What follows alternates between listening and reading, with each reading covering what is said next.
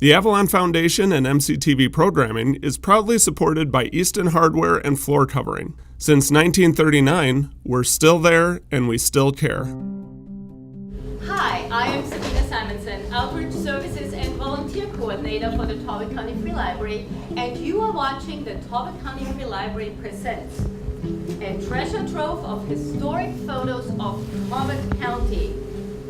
And to take us on this magical journey to times gone by, our Master of Ceremonies, or maybe our bus driver, is Larry Denton, the Executive Director of the Historical Society. Larry is a former Dean of Undergraduate Admissions at Johns Hopkins University and also a Civil War historian who has lectured widely throughout the Mid-Atlantic. I think we have to book him here for that too. He has authored 3 books: A Southern Star for Maryland, Maryland and the Secession Crisis, William Henry Sword and the Secession Crisis, the effort to prevent civil war, and Unionists in Virginia, Politics, Secession, and their plan to prevent civil war. But today, he's taking us on a journey to a time long, long ago. Please welcome Larry Denton!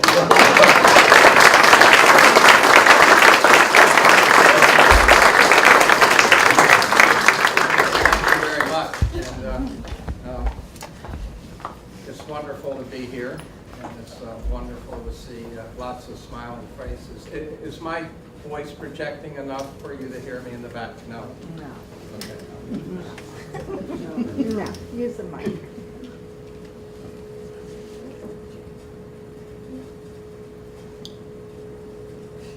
Better? Yeah. Better, okay.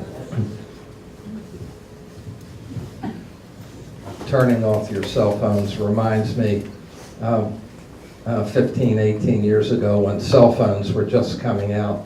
I was giving a lecture to a Civil War group at Harper's Ferry. And just in the middle of the lecture, a cell phone went off. It turned out it was mine.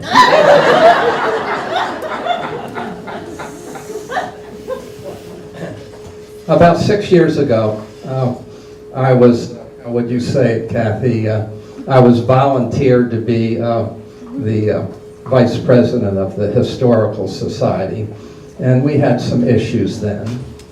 We had a substantial budget deficit. We were dealing with a declining membership, and so I jumped into dealing with the issues at hand.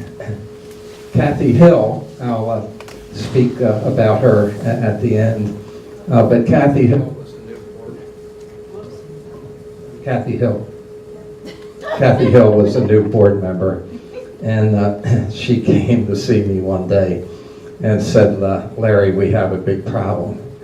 I said, Kathy, we have several big problems. I said, what is yours? And she said, look at this.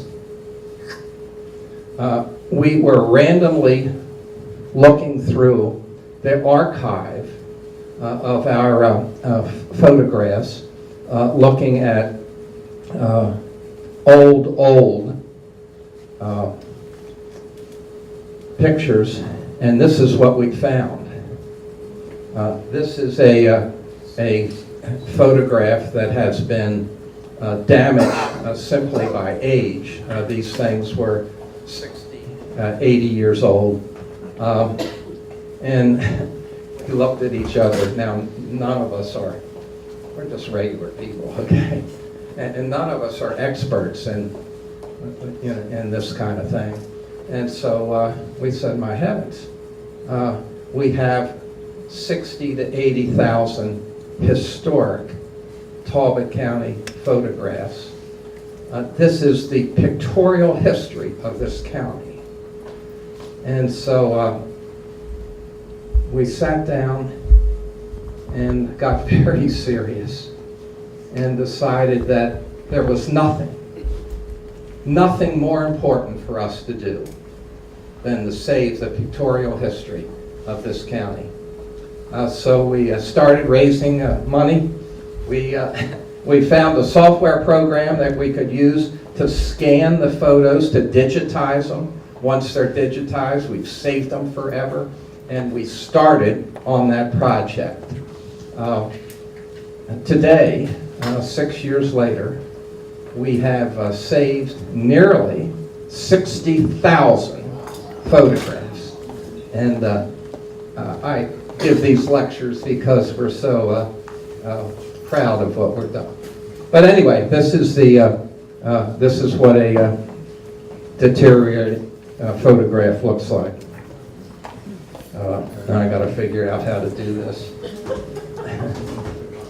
Wait a minute.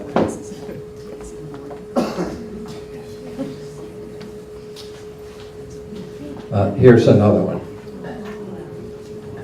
And once these photographs, once these negatives are lost, folks, they're lost forever. So what I'd like to do tonight is spend 30, 40 minutes showing you some of the historic photographs that we've saved and what that means for future generations of Talbot Countyans.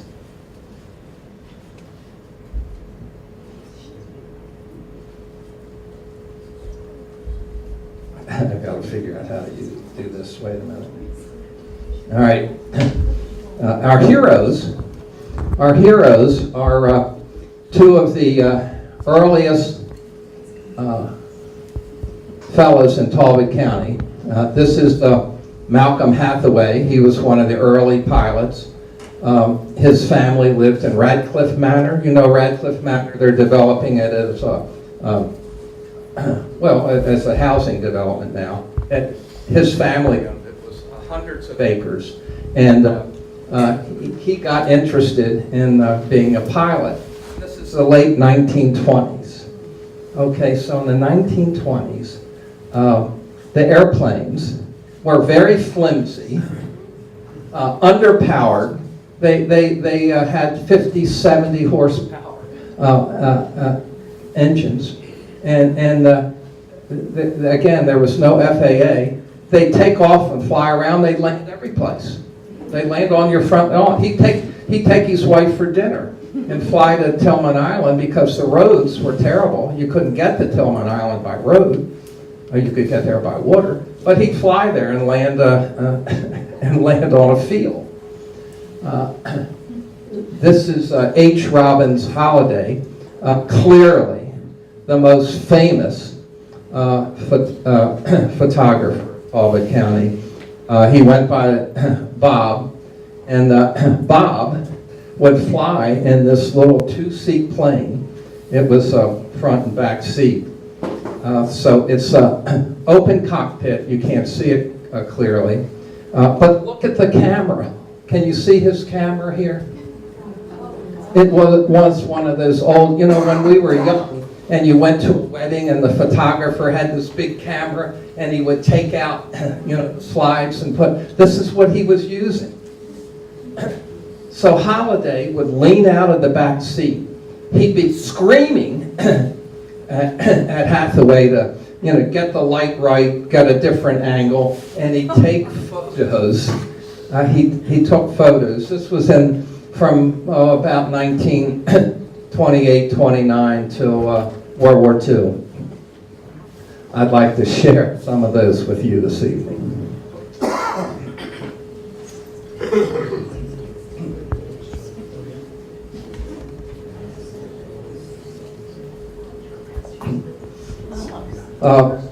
Holliday was not only a photographer, he acquired old photographs and restored them. And here's one of the probably the most famous blizzard ever to hit Talbot County, the blizzard of 1898. And Kathy Hill, tell me where this is. Dover Street. This is Dover. But can you get a sense of the snow? I mean, this was, folks, this was just not your average snowfall. This was the true blizzard.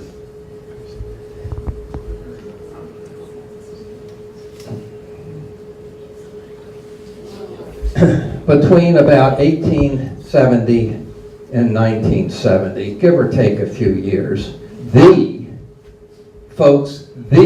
most important industry in Talbot County and the Eastern Shore was packing.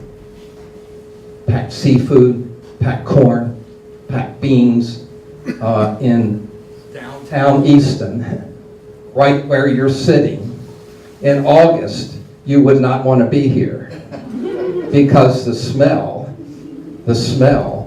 of tomato rinds would almost gag you. Well, here is the Tillman Packing Company, and these are herring, and the herring was a well-established fish on the bay, and here these folks are chopping the heads off herring, and they'd do this for 8 or 10 hours, and wow, I often think of those amazing people. Here, if you're from the Eastern Shore, you know the sailing vessel of the shore is the log canoe. And here's a classic photo of a log canoe under sail in a race. We are so proud of this, because can you imagine losing this photo? So 50 years from now, when your grandchildren are here wanting to see what Talbot County was like in the 20th century, this is what it was like, folks. The fellas and gals played on log canoes. If you've not seen a log canoe race, please try to see one before you pass through this vale of tears.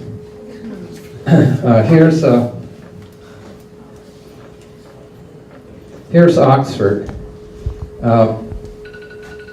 and this is a view of Steamboat coming to the dock. The Robert Morris Inn is just here. You know Oxford, and the steamboats would come in. You see, in the 19th century, cars were coming into being, but up until World War II, we have a difficult time grasping this, but up until World War II, most of the roads in Talbot County were unpaved. And I can remember, I was raised in the 1950s, and I can remember my dad talking about the early cars that his father had, and the engines were okay, not great, but what was terrible about the cars in the post-World War I era was the tires. The tires were always going flat. They were always, it was just a mess. If you were in a car in 1933, you can bet your bippy, if you went on a 3-hour drive, you'd be dealing with changing a tire. So, on the Chesapeake Bay, how would people get from point A to point B? They would go by boat. And these ferries were ubiquitous. They were all over. They were just all over. They went from Claiborne to Baltimore to Salisbury to Crisfield. They just went all over.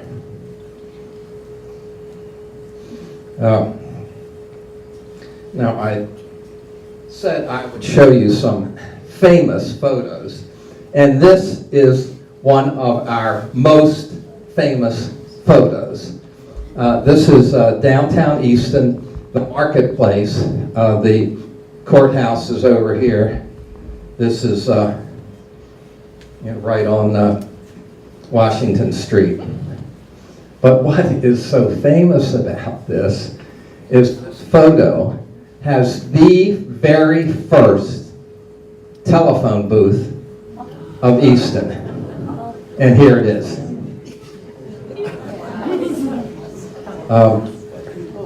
We were doing this talk, and we had a couple of fellows who were farmers, ag men, and one of them called me afterwards and said, Larry, you missed the issue here. I said, well, that's the first phone booth. I said, what's the issue? He said, look at the size of the watermelons. They look 3 feet long. Can you see them here? They don't come out very clearly, but they're just huge. So, anyway,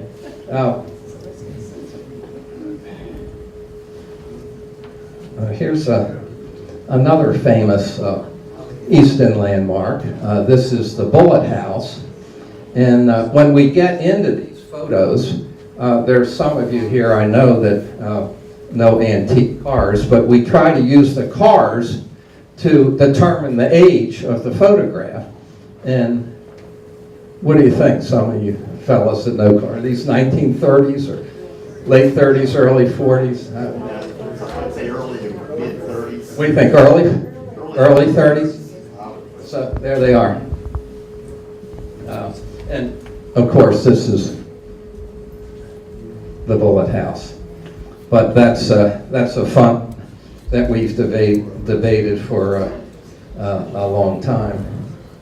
Now, another issue here is the Eastern Shore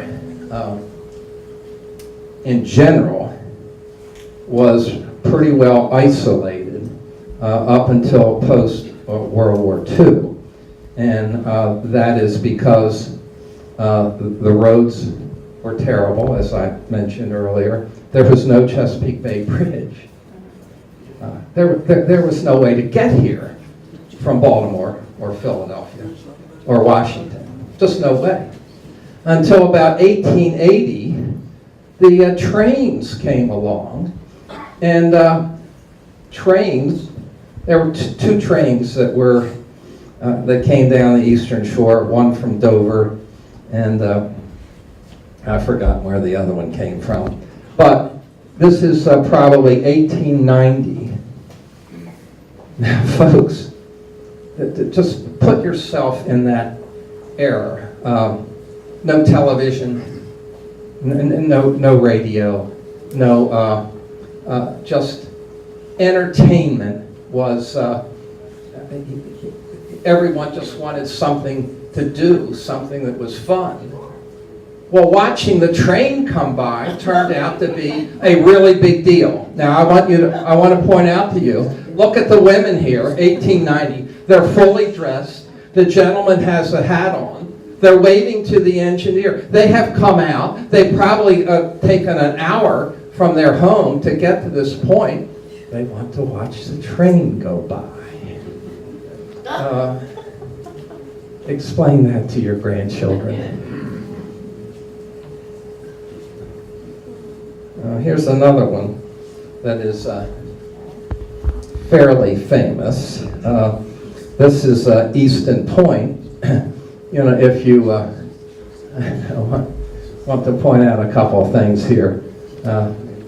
We're in downtown Easton now. You know, look at the farm fields. Washington Street's up here. Look at the farm fields coming down the Easton Point. And just interesting stuff.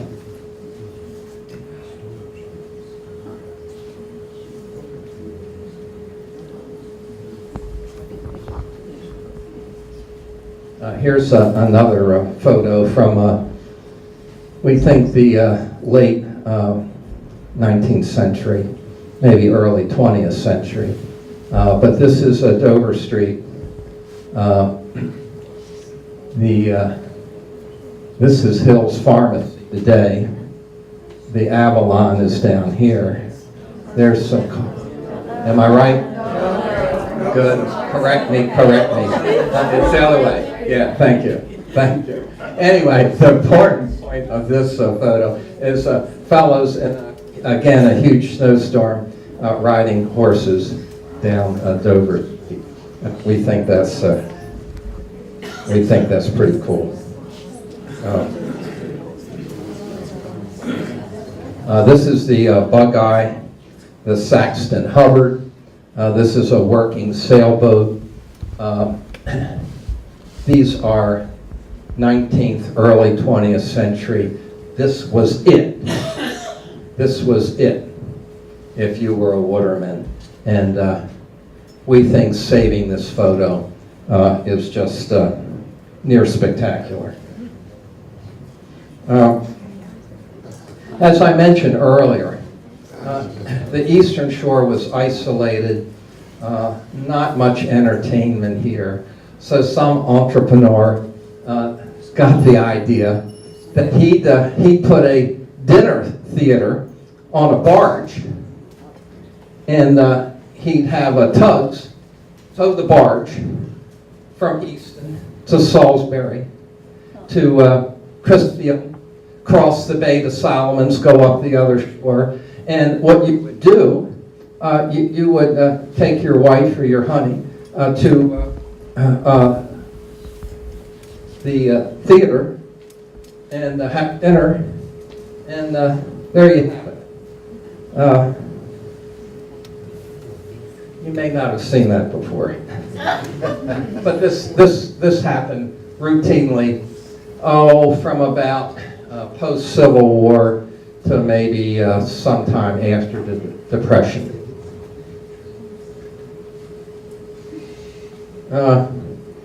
This is Navy Point in St. Michael's. The Chesapeake Bay Maritime Museum is here. So this was a packing company then.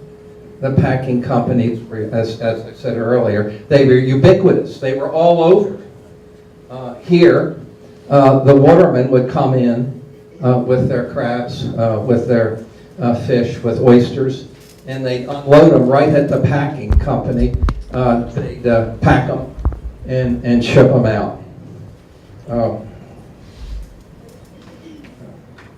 Here is we think one of our most spectacular photos of a log canoe. This is the log canoe Flying Cloud. It's on a reach, and we just think that is a really, really neat picture. Those of you who are from the area would certainly recognize Shanahan, Rice and Company. It was at one time the largest employer in downtown Easton, and here it be. We've saved that picture. Our farm friends tease us about this, but again, up until probably World War II, most of the farming here, folks, was horse. The horse were the power, and mules. Here's another one. This is a mule looking at the photographer. We just put that in here for a funny one. Here is, again, back to trains. Here is a train plowing through Talbot County during the blizzard of 1898. The trains. Let me just...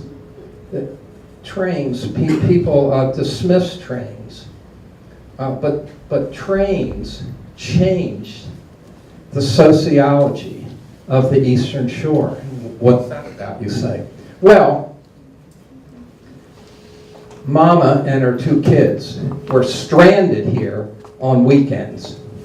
There was no place to go. You couldn't get any place. Well, trains came in. They stopped in downtown Easton.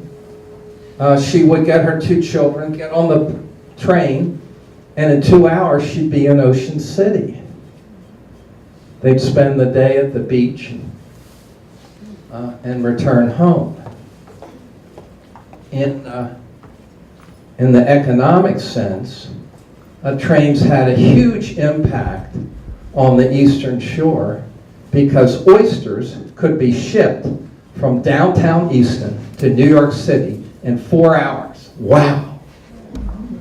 You take days before the train to do the same kind of thing. So trains had a really enormous impact on the Eastern Shore. one of the fun stories, you know, the Easton Airport was 75 years old this past July, and we were asked by the airport board to do a permanent exhibit dealing with the history of Talbot County aviation.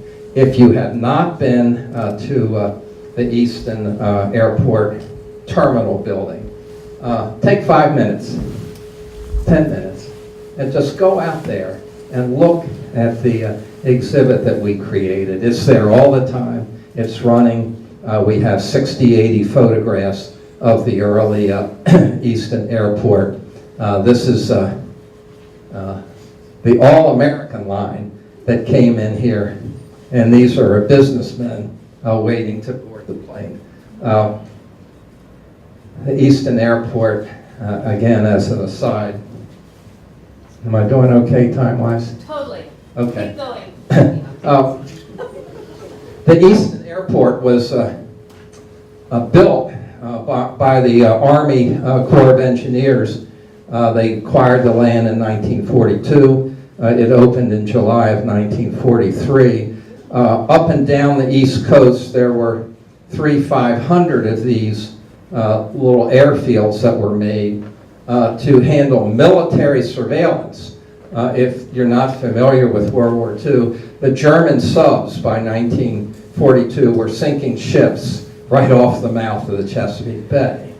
And so there was lots of concern, and these airfields were built to handle the military traffic. After the war was over, the DOD, Harry Truman, made this famous comment that the war is over, now get rid of this stuff. So just get rid of this stuff. So they did. The DOD sold this to the town of Easton for $1.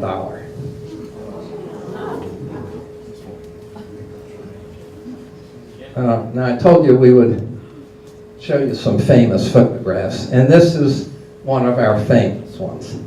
If you are into horse racing,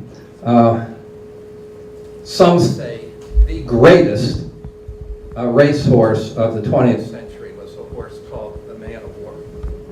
This thing okay? Man of War. Anyway, Man of War was an Eastern Shore horse from Berlin, Maryland. A lot of Eastern Shoremen could say Berlin, Maryland. But here is Man of War. Sam Riddle was one of the great horse trainers of that era.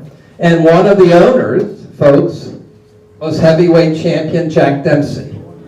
So Kathy Hill now.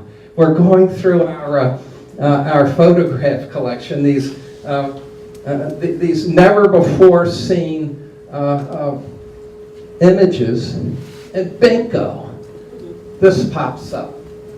So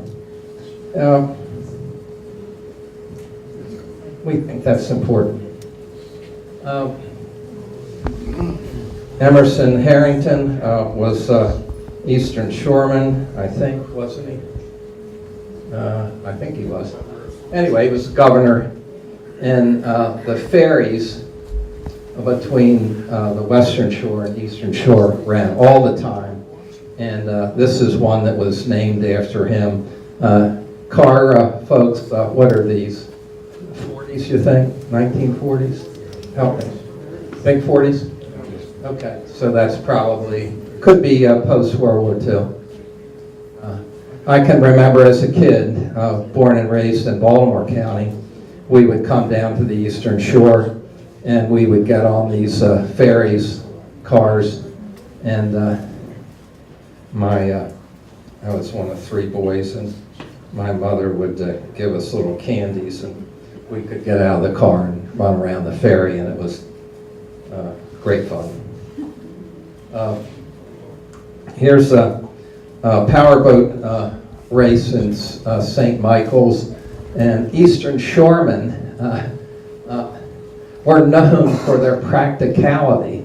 And rather than having all these fellows come with their powerboats and launching them from trailers, These guys got a crane and lifted them off and put it in the water.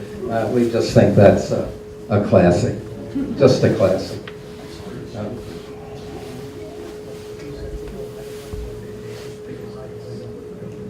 Here's another one of Oxford, Steamboat Wharf.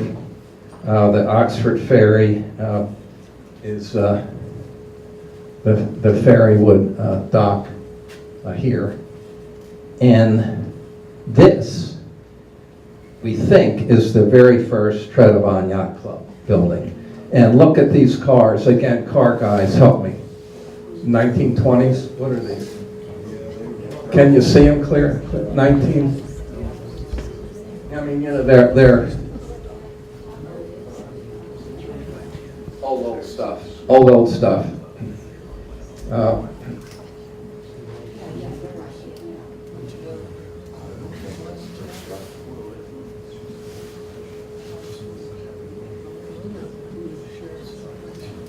Here's an interesting one. These are homes on Aurora Street. Again, this is, we think, prior to World War II. But just in downtown Easton, there was a racetrack. I know you Methodists don't like to hear that. But there was Episcopalians drink, you know, and they're okay with races. But here, you can see the outline of the racetrack. Can you see it here? Yeah. So this, yeah, this was just here. Where was it?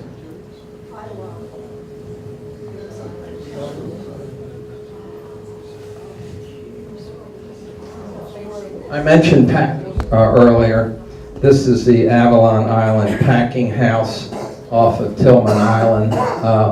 What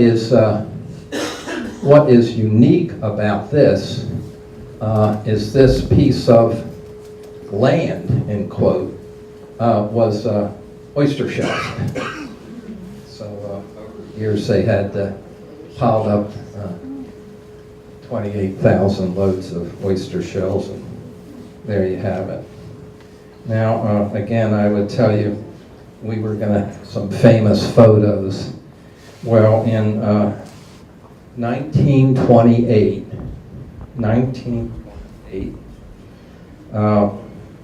in St. Michael's,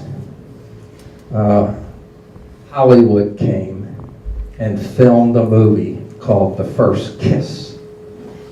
It starred Gary Cooper and Fay Wray. And here they are. This is the, he was just a handsome guy, wasn't he? And this is Fay Wray. Now, you would not remember the name Fay Wray until the movie King Kong. You remember he's on the apes on the top of the building holding this woman's wiggling and screaming? That was Fay Wray. And here she is in downtown St. Michael's. We think this is a cool photo.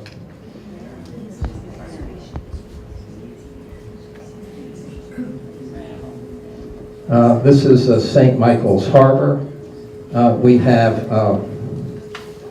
thousands and thousands of photos like this of all the harbors of Talbot County, and this is just an example. But we think we're historical society people. That means we like old stuff. So we think, but we truly think this is worth preserving. So there you have it, St. Michael's Harbor. Here's another one. This is the Oxford Regatta. Gun guys, help me with the cars. What is this? 30s? What do you think? 30s, 40s? 40s? You think this is 40s? Well, see here, there's the Trove River Regatta taking place, and the folks have parked their cars. If you had a car, and you had to be somewhat well-to-do to afford a car in 1941, you would have driven from Easton to Oxford on an oyster shell road. Okay, I can see I'm going to connect with this crowd. if you were watching TV in the 1950s, all right? 1950s, some of you are too young, but the gray hairs like me. 1950s, 4 great cowboy shows. Gene Autry, Hopalong Cassidy, The Lone Ranger, and the 4th. No, keep coming. No, there you go. Now, Roy Rogers, Hollywood star. What is he doing in the isolated Talbot County, Maryland? Well, here he is. We're not sure who the woman is, but in Kathy, was it Queen Anne? Roy Rogers, before he got into the restaurant business, he was in the clothing business. He produced shirts and jackets with Roy Rogers and all that stuff. And he had a clothing company in Talbot County, Maryland. Here's Roy Rogers. We think this is worth preserving. If you're a baseball aficionado, this clearly is the most important baseball picture that we have in our collection. Why? Because it has not one, but it has 2 Hall of Famers, baseball Hall of Famers, in their younger days, playing for the Easton baseball team. Here is Frank Home Run Baker, the farm boy from Trapp. This is Baker. He would play third base for the Philadelphia Athletics. Connie Mack's, remember Connie Mack, the great baseball. He was on the $100,000 infield. The New York press said no group of ball players is worth $100,000. This is in 1930. We're in the Depression. Anyway, but behind him, he had discovered a fellow named Jimmy Fox. Jimmy Fox was from Sudlersville, not Talbot County, but from Queen Anne's County. And Jimmy Fox would play first base and would be second to only Babe Ruth in the number of home runs hit. So both from here on the Eastern Shore, we have that picture, and we've been offered a lot of money for that, and we have, I'll just let you imagine what our response is. Now, we talked about the sociological impact of trains. The next giant step forward was the sociological impact of the Chesapeake Bay Bridge. Here it is in 1950. We're under construction. Am I doing okay? Oh, totally. Okay. Throw me out of here when I'm done. 10 more minutes. Done with me. Here's the Chesapeake Bay Bridge under construction. The impact that had on the Eastern Shore was almost beyond comprehension to the folks who were living here in the 1950s. Okay, here's the Asbury Methodist Episcopal Church in downtown Easton. We think these fellas were just quite remarkable. Here's one of our, this is a holiday photo, 1939, Christmas Eve. Now that's the courthouse, big Christmas tree here, and we're looking north on Washington Street. Am I right, Kathy? Yeah. North on Washington Street. And he time-lapsed the photo to show, the lights of a car.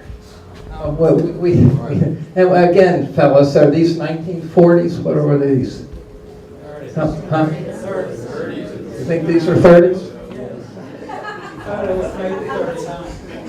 Well, you're either really good car people or you're great fakes. So I'm believing what you say. Anyway, that's Christmas Eve. Now, in the 1919 and 1920, a sociological phenomenon was taking over isolated Talbot County and the nation.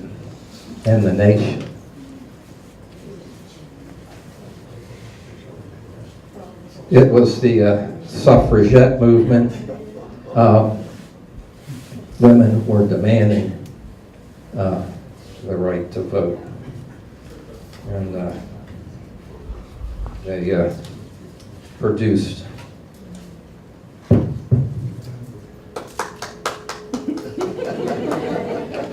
Good. I heard applause. Yeah.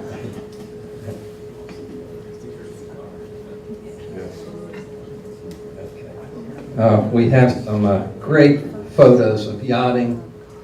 This is, again, we think around 1920. Ladies, I call your attention.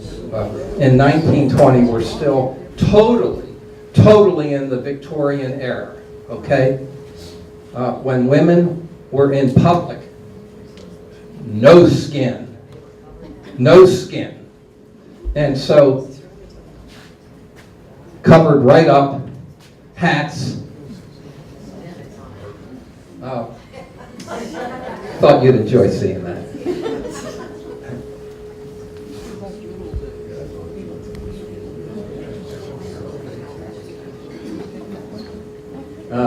Here's a Firemen's Parade coming down Washington Street. Help me, Kathy, where is this? It says, is Scosa's over here? Yeah. Scosa's this side? Yeah. Okay. So, yeah, courthouse there. Yeah, there you have it.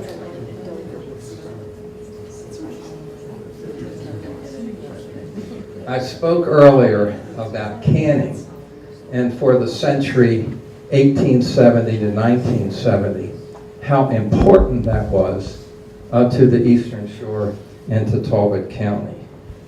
Now, folks, I'm going to show you some statistics that you simply will not believe. I'm just going to show you the statistics.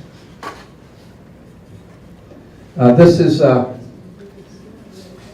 is a local gal who they talked in the modeling. I think, wasn't she a school teacher? Do you know who that is? Who? It's Hendrika DeRoy. Yeah, there you go. So there's someone who actually knows her. But look at this, folks. Canned Tomatoes scoreboard in 1950 of Maryland creams California. Can you see this? 164 million cans to 115 million cans. We thought you should leave here knowing that. These are great trivia questions, right? Now, you know, we have had some famous people who have retired here. One is Robert Mitchum. And Mitchum was widely respected here as a great, wealthy Hollywood actor. He was also known as a total slob. And I call your attention to here, the gentleman all dressed, coats and ties. He's got mud on his pants. Can you see this? Yeah. I mean, he just, whatever.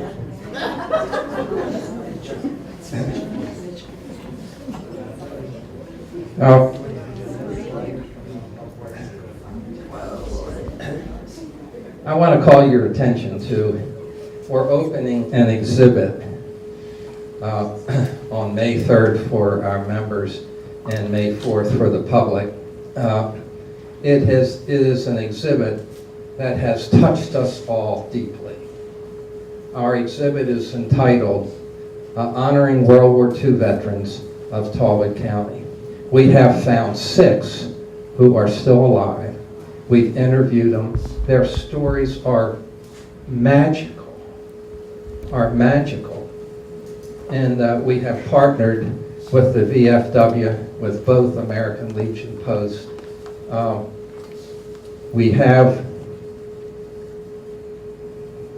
applications here for you to join the society. Jenny Caputi, you should join our society. It costs you $50. And May 3rd, you should come to this. You should come to this ceremony. The Easton High School Navy ROTC are going to do the presentation of colors. We're going to read the names of all the Talbot Countyans who died during the war. It is going to be a very moving experience. But apropos to that, you're coming after me, okay? This is McCord's. Sorry, this is McCord's famous business here. But apropos to that, what I was just talking about, this is Eddie Streets. Eddie Streets, born and raised in the Easton. 1940, he got all involved in trying to stop Hitler. He went to Canada, enlisted, became a pilot, was shot down over Germany. And the VFW post here is the Eddie Streets Memorial post. Can I do two more? You want me to stop? Absolutely, please do. Okay. Here's Penny Claggett. Some of you probably, if you're old enough, you had your teeth repaired by the dentist, Dr. Lawrence Claggett. Well, he had a great photographic and postcard collection. This is one of his downtown Easton. Nettie Jones. Nettie Jones was the widow of Alton Jones, who was the chairman of the board of the City Service Oil Company. She became the philanthropic champion of Talbot County. She gave the land for the Hogneck Golf Course. She gave the land for the community center. She funded the YMCA. She was instrumental in the hospital. Anyway, I know I need to stop, but here's one of jousting here in the county. That's the state sport. And I will end with, let me end by another one of our famous photos. I won't need to comment on this one. This is the armory, and you will all recognize that gentleman. Ladies and gentlemen, thanks for your attention.